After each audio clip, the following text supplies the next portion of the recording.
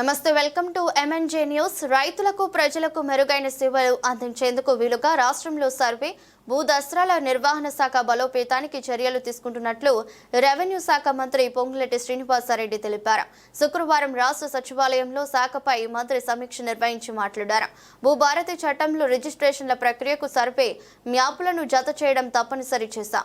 సర్వేకు సంబంధించి ప్రస్తుతం రాష్ట్రంలో ఉన్న 420 మంది సర్వేయర్లు సరిపోరు.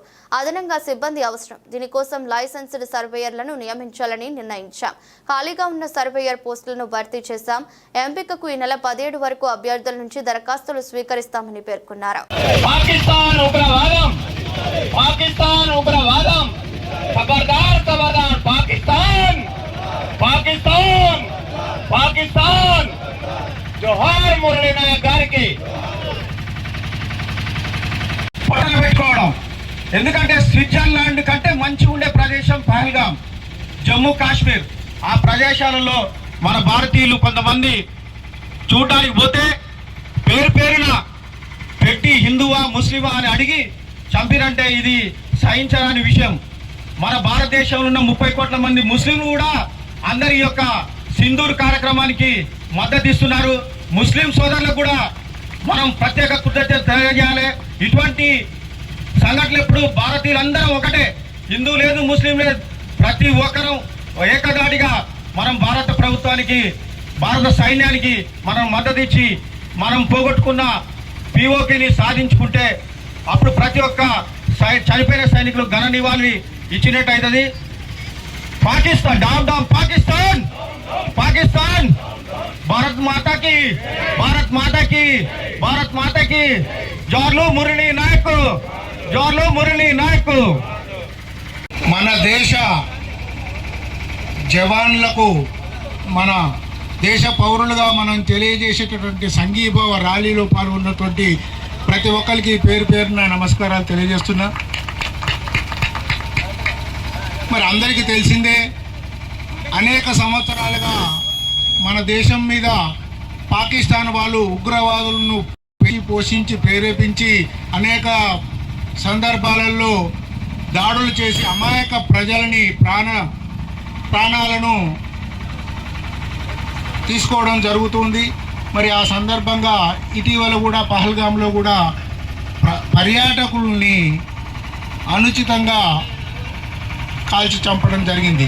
దానికి ప్రతీకారంగా మన ప్రభుత్వము పాకిస్తానీలో ఉన్నటువంటి ఉగ్రదాడుల శిబిరాల మీద దాడి చేసి వారి యొక్క అంతమొందించడం జరిగింది. అది చాలా శుభ సందర్భం, చాలా సంతోషకరమైన విషయం.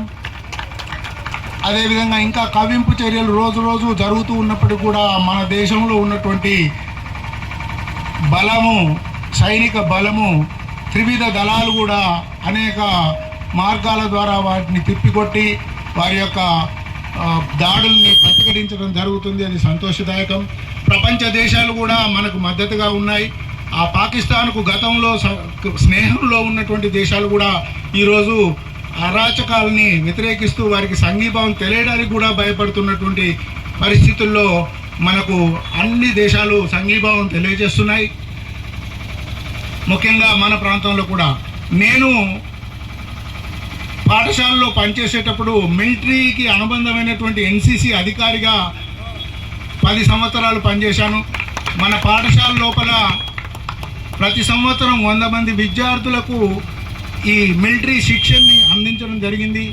అనేక క్యాంపుల ద్వారా ప్రతి సంవత్సరము సంక్రాంతి సెలవులలో, దసరా సెలవులలో, వేసవి సెలవులలో క్యాంపులు నిర్వహించి వివిధ ప్రాంతాలలో తీసుకుపోయి మన విద్యార్థులందరికీ కూడా మిలిటరీ యొక్క శిక్షణ ఏ విధంగా ఉంటుంది, మిలిటరీలో ఏ విధంగా పనిచేయాలనేటటువంటి వారికి తర్ఫీదు ఇవ్వడం జరిగింది. రైఫిళ్ళు, తుపాకులు ఏ విధంగా పనిచేయాలి, గ్లైడర్లు ఎలా పనిచేస్తాయి, గుట్టల ప్రాంతాలు ఎలా ఎక్కాలి, చీకట్లో ఎలా ప్రయాణం చేయాలి, అటువంటి విషయాలన్నీ, ప్రమాదాలు జరిగినప్పుడు ఫస్ట్ ఎయిడ్ ఏ విధంగా చేయాలి అనేటువంటి శిక్షణని మన పాఠశాలకు చెందినటువంటి విద్యార్థులకు 10 సంవత్సరాల పాటు ప్రతి సంవత్సరం 100 మందికి శిక్షణ ఇవ్వడం జరిగింది. అనేక మంది విద్యార్థులు ఈరోజు ఆ ఎన్సిసి ద్వారా, మిలిటరీ అనుబంధ సంస్థ ఎన్సిసి, ఆ మిలిటరీ వచ్చినటువంటి సర్టిఫికెట్ల ద్వారా అనేక ఉద్యోగాలు, హోంగార్డులు, పోలీసు, ఇంజనీరింగ్ సీట్లు అటువంటి పొంది మన ప్రాంతానికి తీసుకొచ్చారు. మరి ఇటువంటి సందర్భంలో ముందు తెలియజేస్తే మనం ఎన్సీసీలో పనిచేసినటువంటి విద్యార్థులందరినీ కూడా మనం సమీకరించుకొని పెద్ద ఎత్తున ర్యాలీ చేస్తే బాగుండేది. సరే ఇంకా ముందు ఎప్పుడైనా జరిగినా కానీ ర్యాలీలలో ఆ విధంగా ముందు తెలియజేసినట్లయితే వాళ్ళందరికీ అన్ని విద్యార్థులందరికీ కూడా తెలియజేసి పూర్వ విద్యార్థులకు సమీకరించుకుందాం. మనము మన దేశానికి సంఘీభావం